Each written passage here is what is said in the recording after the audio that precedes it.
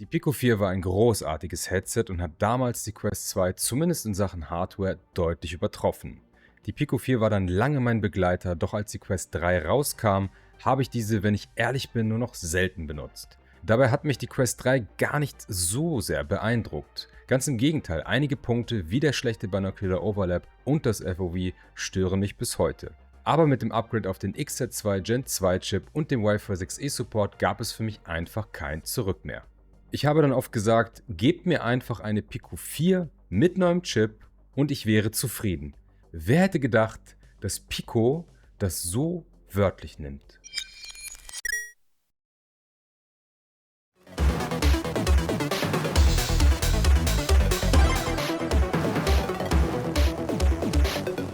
Hey Leute, ihr schaut Ikuma Games und ich konnte die Pico 4 Ultra bereits seit 2 Monaten im Rahmen eines Beta-Tests ausprobieren und kann euch nun mit dem Beginn der Vorbestellerphase von meinen umfangreichen Erfahrungen mit dem Gerät erzählen. In diesem Video sprechen wir über das Headset, die neuen Controller, die neuen Tracker, den neuen Pass-Through, Spatial Videos und Multitasking-Features und was sich sonst so verändert hat und auch natürlich, was sich nicht oder nur kaum verändert hat. Die Pico 4 Ultra ist ein Standalone Virtual Reality Headset des chinesischen Großkonzerns ByteDance.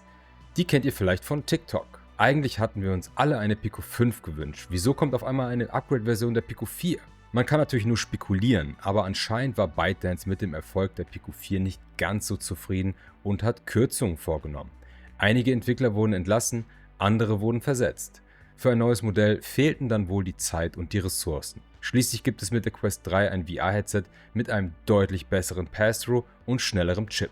Die 4 Ultra schließt damit eher mit der Quest 3 auf und versucht mit den Spatial Video Features noch ein wenig wie die Apple Vision Pro zu sein und geht mit den Trackern nochmal einen ganz eigenen Weg. Obwohl es keine neue Generation ist, gibt es viel über die Pico 4 Ultra zu erzählen und ich glaube, sie wird jetzt schon unterschätzt. In diesem Review spreche ich von meinen finalen Eindrücken zum Testgerät und der Software. Ich werde nicht über den Beta-Test sprechen oder was sich im Laufe der Zeit so geändert hat. Auch wichtig zu erwähnen ist, dass sich mein Testgerät ein wenig vom Konsumermodell später unterscheidet. Die optischen Unterschiede sind offensichtlich. Neben den Stickern ist auch die Front mit einer weißen Platte statt der glänzenden schwarzen versehen. Auch fehlt bei meiner Version die Magnetverbindung des Face Gaskets, weswegen ich euch diese später anhand meiner Pico 4 vorstelle. Ansonsten gibt es eigentlich keine Unterschiede. Ich werde mir später die Pico 4 Ultra kaufen und dann nochmal ein Hands-on der finalen Version nachliefern. Die Pico 4 Ultra ähnelt seinem Vorgänger schon ziemlich stark. Lediglich die Front fällt dezent mit ihrer kleinen Erhebung auf, in der wir die 2 neuen Pass-Through-Kameras sehen, sowie den kaum sichtbaren iToF-Tiefensensor. Im Inneren hat sich aber mehr getan, als das Äußere vermuten lässt. Bevor wir zu den Upgrades kommen, eine kurze Zusammenfassung der Features, die wir seit der Pico 4 haben, die sich schon 2022 in einigen Punkten von der Quest 2 abheben konnte und auch der Quest 3 in einigen Punkten in nichts nachsteht. Wie schon sein Vorgänger ist das Headset gut ausbalanciert. Ihr müsst also nicht unbedingt sofort ein Headstrap kaufen, wie es bei der Quest 3 der Fall ist. Ich jedenfalls tue mir keine 5 Minuten dieses Gummiband an. Die Verarbeitung ist wie beim Vorgänger qualitativ hochwertig und besonders kleine Details wie die Magnetbefestigung des Gesichtspolsters sowie die Möglichkeit, Sehstärke-Linsen magnetisch anzubringen, überzeugen mich noch heute. Dadurch, dass die Polster die gleichen sind, ist natürlich auch der Komfort der gleiche. Wenn ihr die Pico 4 bequem fandet, wird das auch hier so sein, aber eben auch andersherum. Viel Zubehör der Pico 4 ist auch mit der Ultra kompatibel. Das heißt, es gibt schon mal zu Beginn eine kleine Auswahl. Ich konnte meinen Komfort schnell mit Third-Party-Lösungen deutlich verbessern und bin jetzt sehr zufrieden. Leider hat sich Pico entschieden, bei der Befestigung des hinteren Polsters kleinere Änderungen vorzunehmen, sodass Third-Party-Lösungen hier nicht mehr kompatibel sind. In einem separaten Video werde ich für euch zusammenfassen, welches Zubehör kompatibel ist und welches nicht. Die Panels und Linsen haben sich nicht verändert. Kleine Unterschiede gibt es aber trotzdem. Auf diese komme ich später zu sprechen. Die Panels haben eine Auflösung von 2160 x 2160 Pixeln pro Auge und eine Refresh Rate von maximal 90 Hz. Die Pancake-Linsen sind schön groß und bieten ein hohes Field of View. Durch das nahezu perfekte Binocular Overlap ist das Hineinschauen in die Linsen für die Augen sehr angenehm. Die Linsen lassen sich motorisch an euer IPD anpassen und anders als Fresnel-Linsen haben die Linsen einen großen Sweet Spot und weniger Glare. Allerdings sind die Linsen nicht ganz so klar wie die von der Quest 3 und auch die Edge-to-Edge Clarity überzeugen bei der Quest 3 etwas mehr. Auch wenn das für mich durch das größere FOV nicht ganz so stark ins Gewicht fällt. Apropos Gewicht. Das Headset wiegt insgesamt 580 Gramm, wobei 304 Gramm die Front ausmachen und 276 Gramm das Strap mit dem Akku. Das Headset ist damit sogar 6 Gramm leichter als die Pico 4. Das ist zwar nicht viel, überrascht aber dennoch, da wir nun einen etwas größeren Akku verbaut haben. Damit kommen wir auch schon zu den Upgrades. Was macht die Pico 4 Ultra denn eigentlich so ultra? Die größte Änderung ist das Upgrade auf den XZ2 Gen 2 Chip, den wir auch schon von der Quest 3 kennen. Dieser Chip ist deutlich schneller und effizienter als der Vorgänger. Dadurch erhöht sich die standardmäßige Renderauflösung auf 1920 x 1920 Pixeln pro Auge. Das sind 62% mehr als die Pico 4 hat und immer noch 25% mehr als die Quest 3 je nach Game. Auch wenn es sich um die gleichen Panels und Linsen handelt, habe ich das Gefühl, dass sich etwas verbessert hat.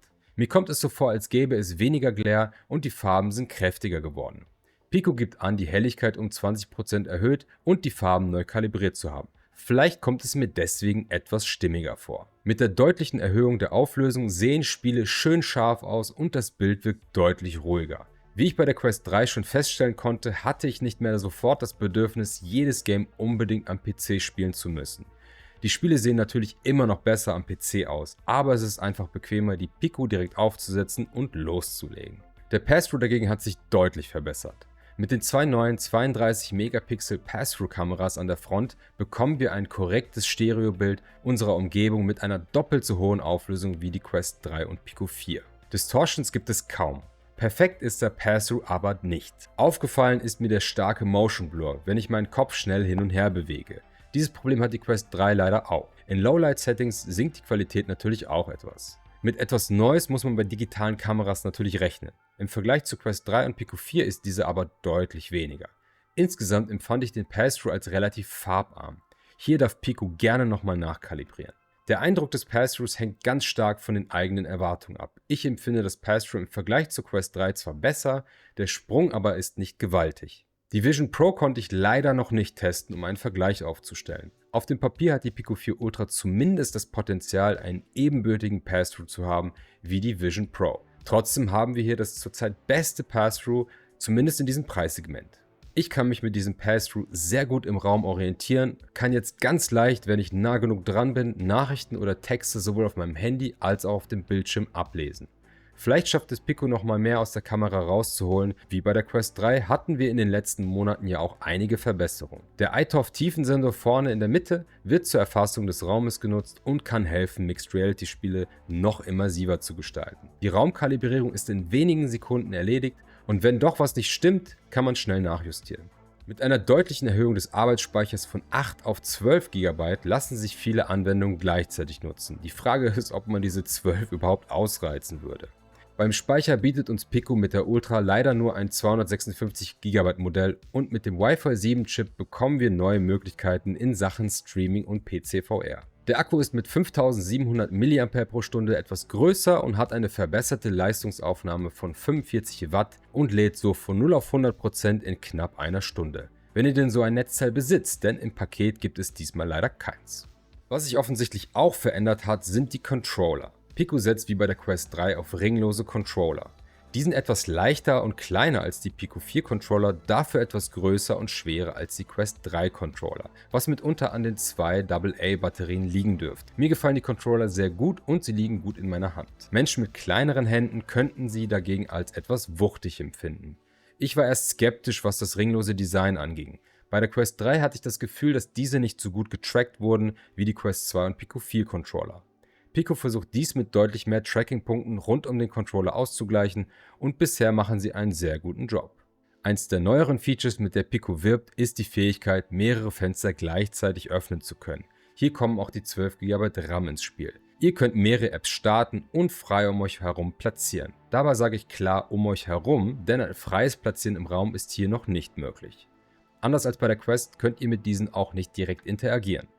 Es gibt nur die Interaktion mittels Laserpointer, sowohl mit Controller als auch mit dem Handtracking. Trotzdem ist es faszinierend, 5, 6 oder 7 Bildschirme vor euch aufzubauen.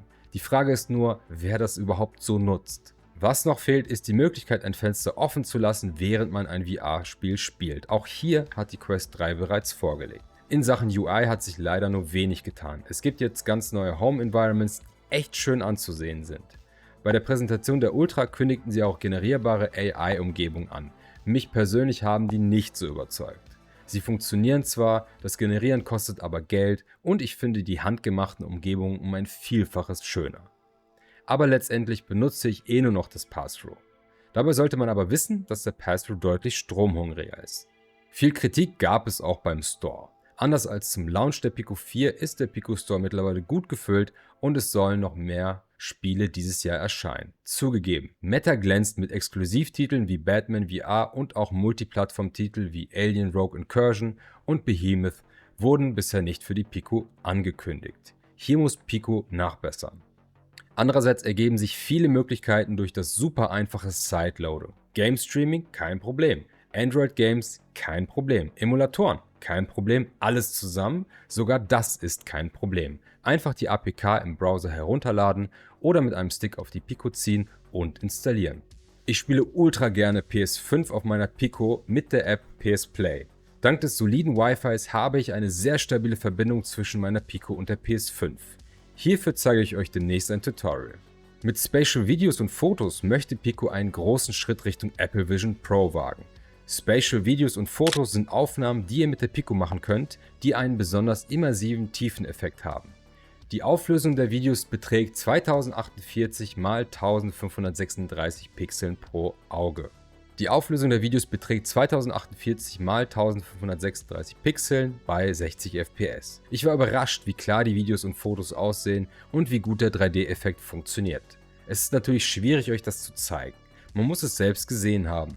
Es sollen auch Spatial Videos, die mit der Apple Vision Pro oder dem iPhone 15 Pro geschossen wurden, auf die Pico 4 Ultra geladen werden können, um sie sich dort später anschauen zu können. Mit dem guten Pass-Through macht Mixed Reality erst richtig Spaß. Bisher habe ich Mixed Reality Games eher gemieden. Ich sah den Pass-Through eher immer als Werkzeug an, um kurz zu schauen, wo ich gerade bin. Mit der Qualität des Pass-Throughs der 4 Ultra ist es sehr angenehm, längere Zeit in Mixed Reality zu sein. Ich kann nebenbei auf mein Handy schauen, erkenne die Gesichtszüge meiner Frau oder kann einen Sip Kaffee zu mir nehmen. Die Objekte im Pass-Through sind sehr stabil im Raum und ich habe keine Verschiebungen oder Zittern wahrgenommen. Auch beim Handtracking hat sich etwas getan. Der XZ2 Gen 2 Chip ermöglicht noch besseres Fingertracking als bei der Pico 4. Es funktioniert und ist zuverlässig. Spiele machen hiervon bereits Gebrauch. Leider gibt es im Pico UI selbst nur die Möglichkeit, mit Pinch-Gesten Dinge auszuwählen. Ich würde mir einen direkteren Touch-Input wie bei der Quest wünschen. Auch ist das Handtracking noch immer nicht präzise genug. Es zieht deutlich nach und auch meine Hand fühlt sich, wie soll man es beschreiben, nicht richtig an. Die Pico-Hand ist zu klein und zierlich im Vergleich zu meinen eigenen. Die Quest macht da einen besseren Job, meine Hand akkurat nachzubilden. Besonders spannend finde ich den Release der Tracker, die gleichzeitig mit der Ultra erscheinen werden. Ein Paar kostet 90 € und man bekommt gleich 2 davon. Ein Tracker wiegt gerade mal 38,5 Gramm und einmal angelegt merkt man sie kaum noch. Die Kalibrierung erfolgt in wenigen Sekunden und man ist direkt startklar. Neben dem Einsatz in Rhythmus- und Tanzspielen ermöglichen diese euch Full-Body-Tracking und in meinen Tests war ich erstaunt, wie gut diese funktionieren. Man hat zwar lediglich 2 Tracker an seinen Beinen, der Rest des Körpers wird aber sehr gut simuliert. Sogar Hüftbewegungen werden relativ gut erkannt. Ihr könnt zwar auch einen dritten Tracker für die Hüfte benutzen, hierfür müsst ihr aber ein weiteres Paar kaufen. Einzeln wird es sie leider nicht geben. Vielleicht sollten wir eine Art Tracker-Tauschbörse ins Leben rufen. Ich habe bisher keine Erfahrung mit Lighthouse-Trackern gemacht, die mögen deutlich präziser sein. Ich empfand das Full-Body-Tracking hier aber mehr als überzeugend und bei der Größe der Tracker und dem fairen Preis bin ich mir sicher, dass der ein oder andere VR-Chat-Nutzer sich freut, mit seinen Freunden tanzen zu können, ohne mehrere 100 € ausgeben zu müssen. Für PC VR gibt es nun bei Pico Connect AV1 Support und mit Wi-Fi 7 eine extrem stabile Verbindung, sofern ihr den passenden Router habt. Ansonsten hat sich noch nichts geändert. Mehr als 150 Mbit im Wi-Fi erlaubt Pico Connect leider noch nicht. Dabei gab es kürzlich erst das Update mit 1000 Mbit übers Kabel. Hoffentlich patcht Pico da schnell nach, denn Virtual Desktop zeigt direkt, was möglich ist. HEVC und AV1 mit 10-Bit Support und 200 Mbit sehen einfach nur gut aus. Damit sind wir zwar immer noch weit entfernt von der Qualität einer nativen DisplayPort-Verbindung, aber das Kabellose hat weiterhin was für sich. Nachdem die PSVR 2 am PC mich so enttäuscht hat, finde ich langsam meinen Frieden damit. Die Tracker und das Handtracking sind übrigens auch mit SteamVR kompatibel und können in allen kompatiblen Spielen zum Einsatz kommen. Die Vorbestellung der Pico 4 Ultra ist ab dem 6. September für 599 € möglich. Wer jetzt vorbestellt, bekommt die Tracker und 4 Spiele gratis dazu. Darunter Blatant Sorcery Nomads und Infinite Inside. Die Auslieferung erfolgt ab dem 20. September. Dann könnt ihr die Pico 4 Ultra auch in allen gängigen Läden finden. Ich finde, die Pico 4 Ultra ist ein super spannendes Headset und steht der Quest 3 technisch in nichts nach. Ganz im Gegenteil, ich finde, sie ist das bessere Headset. Dennoch merkt man, dass die Quest-Software in manchen Punkten einfach ausgereifter ist. Vor allem beim Handtracking und beim UI. Und auch wenn die Spieleauswahl sich deutlich verbessert hat, vermisst man einfach einige große Titel. Mit Spatial Videos und den Trackern gehen sie aber wiederum einen ganz eigenen Weg und heben sich deutlich von anderen Headsets ab. Viele werden sich jetzt natürlich die Frage stellen, ob sich der Kauf lohnt. Preislich steht sie mit 599 € knapp über der Quest 3. Mit den genannten Specs ist der Preis auch mehr als fair, finde ich. Insbesondere im Bundle mit den Trackern. Würde ich sie also jetzt trotz der kleineren Kritikpunkte jedem empfehlen? Mir fällt es sehr schwer, eine Antwort auf diese Frage zu finden. Ich denke, da muss man ein bisschen stärker differenzieren. Wenn ihr bereits eine Quest 2 oder 3 besitzt, dann müsst ihr mit der Ultra komplett neu anfangen. Spiele neu kaufen und so weiter. Auch Neueinsteiger müssen sich diese Frage ganz genau stellen und abwägen, da man bei der Pico doch einige großartige Titel verpassen würde. Als Quest 3 Besitzer ist der Sprung einfach nicht groß genug, um einen Switch auf die Pico-Plattform zu rechtfertigen. Pico 4 Nutzer können meiner Meinung nach zuschlagen. Auch wenn ihr nur reine PC-VR-Spieler seid, profitiert ihr vom Wi-Fi 7, dem AV1-Support, der höheren Akkulaufzeit und der Schnellladefunktion. Ich persönlich hatte mir, wie eingangs erwähnt, genau das als PC-VR-Spieler gewünscht. Aber erst im Standalone-Betrieb kann die Pico 4 Ultra mit dem neuen Chip glänzen. Jedes Game sieht einfach viel besser aus, dank der hohen Renderauflösung. Habt ihr Bock auf Fitness, Tanz und Socializing mit zum Beispiel VR-Chat und Rhythm Games, egal ob Standalone oder PC-VR, dann ist die Pico 4 Ultra gerade mit Abstand die beste Wahl mit ihren günstigen und guten Trackern. Natürlich hätte ich mir eine Pico 5 gewünscht, ganz klar. Mit einer noch höheren Auflösung und einem Chip der übernächsten Generation und am besten mit einer nativen PC-Verbindung. Ich denke aber, Pico hat hier einen guten Sweet Spot gefunden und gut angezogen und doch etwas Eigenes mit reingebracht. Dennoch muss man ganz klar sagen, dass Pico noch einiges zu tun hat, um ihren Käufern gerecht zu werden. Am Ende möchte ich noch etwas Persönliches ansprechen. In der Welt der Technologie, insbesondere bei VR-Headsets, sehen wir oft, wie sich verschiedene Communities gegenseitig kritisieren oder sogar schlecht machen. Aber eigentlich bringt doch jede neue Innovation uns alle weiter. Mehr Auswahl bedeutet mehr Möglichkeiten, die perfekte Lösung für sich selbst zu finden. Es ist einfach, sich in einen Konsolenkrieg hineinziehen zu lassen, aber letztendlich sollten wir uns daran erinnern, dass es hier nicht um Gewinnen oder Verlieren geht. Jeder von uns hat andere Vorlieben, Bedürfnisse und Budgets. Das Wichtigste ist, dass du das Gerät wählst, das am besten zu dir passt, das dich begeistert und dir die beste Erfahrung bietet. Lasst uns also die Vielfalt feiern und die Freude an der Technologie teilen, anstatt uns gegenseitig runterzumachen. Am Ende des Tages sind wir alle hier, weil wir dieselbe Leidenschaft teilen. Die Begeisterung für VR und die spannenden Welten, die sie uns eröffnet. Mehr Auswahl bedeutet, dass noch mehr Menschen die Möglichkeit haben, dieses unglaubliche Erlebnis zu genießen. Und das ist etwas, das wir alle unterstützen sollten. Wenn ihr das auch so seht, lasst gerne ein Like da und schreibt etwas Nettes oder gerne auch etwas konstruktive Kritik in die Kommentare. Wir sehen uns beim nächsten Mal. Haut rein. Ciao.